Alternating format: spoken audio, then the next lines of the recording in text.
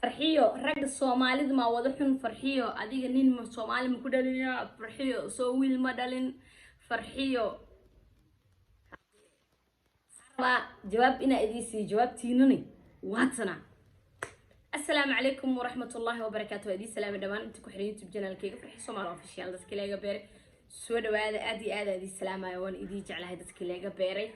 waxaan rabaa halkaan in aan ugu jawaabo dad badan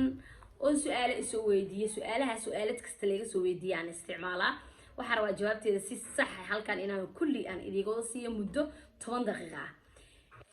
marka haddaan ku hormaro soo adiga nin kuma dhalin ha anina i dhalay nin ma dhigi kara aabahey ay dhal ani aabahey ninu ahay mafad laakiin waa aabahey waa yani Allah yarxamo ani marka dadka Soomaalida inta badan kulay dad ila mid inay jiraan waa laga yaabaa ani laba aabaa lahaa alxamdulillah aabihii i dhalay yaabi soo koriyay anigoo socod barad ilaa iyo 3 aan ka dhalay oo igu soo haystay jaceyl aabo isiye jaceyl kan ugu aabo cunigiis oo siiya midka ugu sareeyo isiye aabay soo koriyay labadooda buu iga geeriyoodeen ilaahay naxariista jannaha ka waraabiyo dhammaan qof kasto aabihiis waalidiintiis hooyooyinkiis dhinteen inta dhimata Allah naxariista inta noolne ilaahay subxaanahu wa ta'ala umr dheer caafimaad Allah noo siiyo waxaan rabaa halkaan marka inaan idiga sheego koow haddaan ku hor bilaabo aabihi anigii dhalay wuxuu ahaa aabe aad iyo aad u naxariis badan markuu bini aadamka ka tagay naxariistiisa boo ma aragtay xayawaanada u naxariisan jiray aabahay ninkii yaqaana cabdi mudeedhuwo gurigeena wuxuu ku yaalaa Jowhar hanti wadaag qaybta shanaad laamiga suuq qolaa markii la socday isha jidweynaha laamiga kulahay jidweynaha u saarnaa guriga adoogay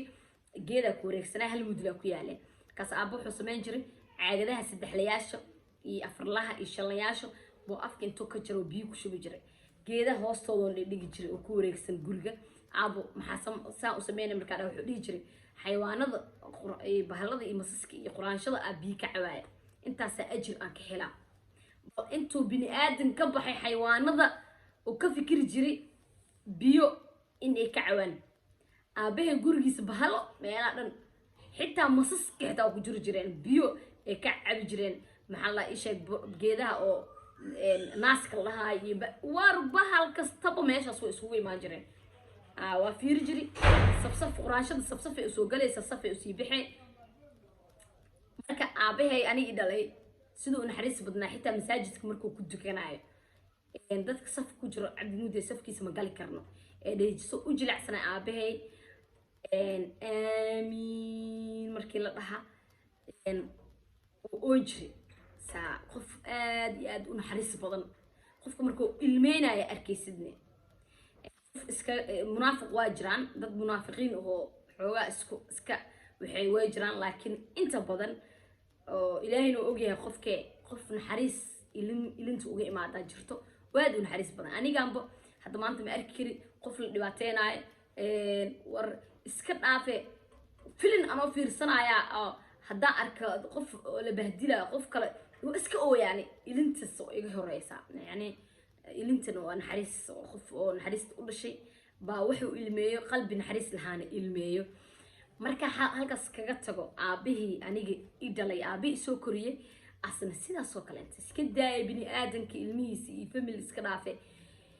xayawaanadu u naxariisan jiray aabahay markuu cunto cunaayo wixii uu cunaayo dhan dhulka ku tuuri jiray ilaa yaanyurta ka dheregto oo yaanyurada wixii guriga jooga xitaa diriska kuwan ee waa imaan jiray wixii markii uu cunaayo wada dhigaa markii ka dhigaanay baxana kadib cuntada uu cun jiray sida uu naxariis badnaa aabahay markii oo baxayaan yurada dhan way macsalaameyn jiray macsalaameys leeyahay waa doo socdaan oo bicna waa sagootin markuu soo laabanayo way ka hortagaan codkiisa kaliya markay maqlaan lugihiisa saasay u marmari jireen soo naxariis badnaa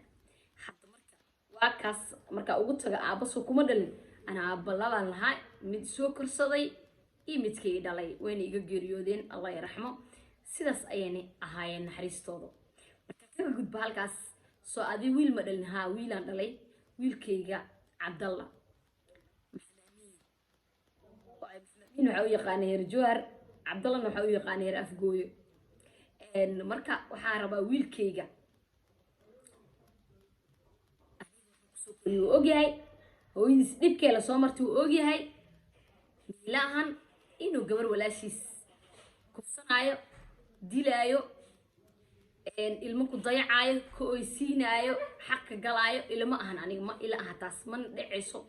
waayo ilmahayga xaaraan ma soo siinin xalaalaan soo siiyey iska dhaafay wax oo ceeb iyo anshax xumo iyo wuxuu ilaahay raali ka ahayn oo ma aragtay ishaag lagu keenay iska dhaafay xitaa ilmahayga abtiyaashood inaa qayaane baby love you intaan dhahan lacag aan ii soo diray intumaan ugu karinaa taas kitaabaan ka mari karaa masaajidaan ka xariiqi karaa ilaahayna wuu ogyahay bini aadam ogaansho horta mabo yani inta badan dadaan qanciynina jiro iska bini aadam waa dadka allihii abuurtaa ka eedbeen laakiin allah subxaana watacaala waa ogyahay qofkaan ahay ilmahayga marka waa kuwaas xalaal lagu soo koriyey hal mar igu xumaatay xaaladda halee caawiyaan dhahay ilmahayga wax xalaalaana siistay xaaraanna noloshayda ma aragtay ثانيا هذا ويل كيجا إفك هالويل إيجوجي هتي دعو إنه النقطة أبياش الصومالية ده أرحلاوياش ويلش الصومالية ده قلب نجحية ده هدو نقطة قفك الدم بيجي سقادة ما عرفت هذيك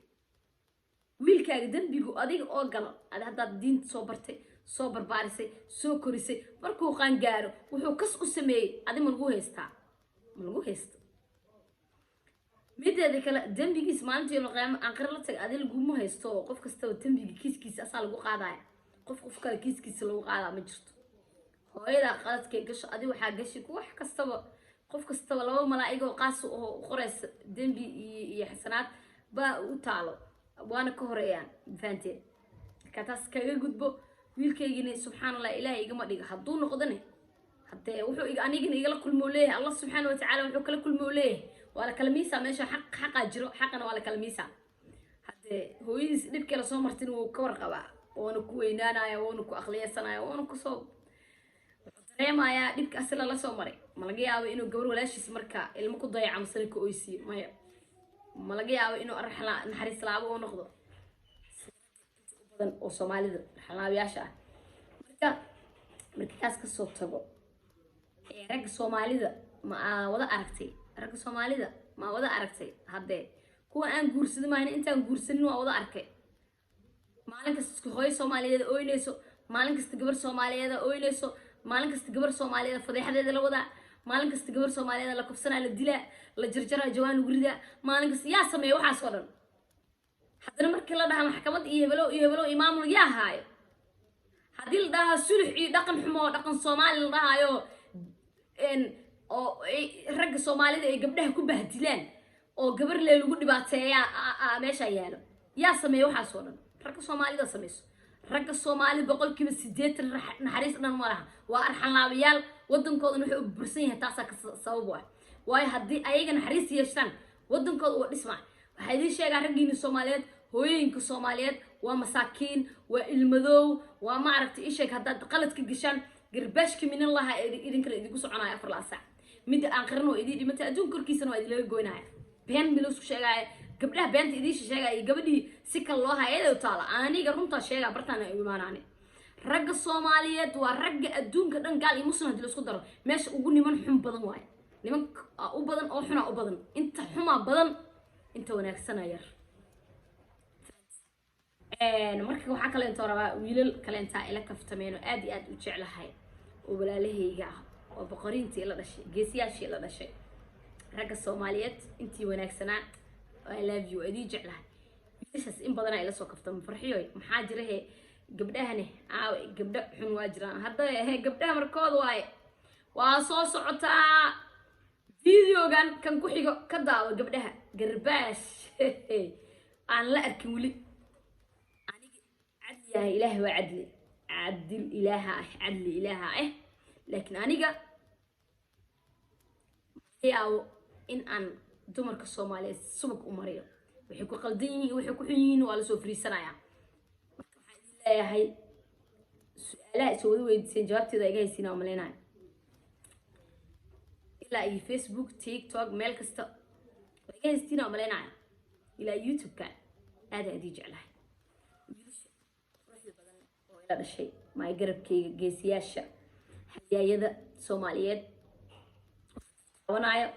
وإيدي جعله